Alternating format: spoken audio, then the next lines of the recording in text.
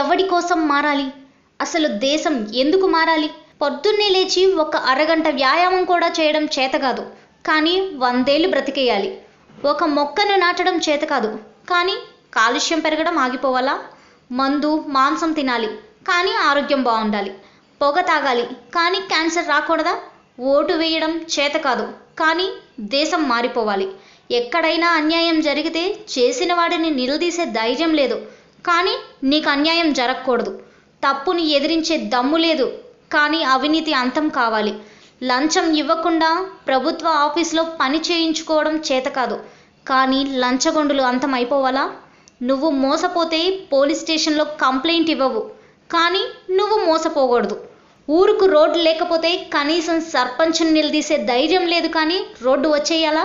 రూపాయి సంపాదించడం చేతకాదు, కానీ ఖర్చు పెట్టుకోవడానికి సొమ్ము కావాలా? కష్టపడటానికి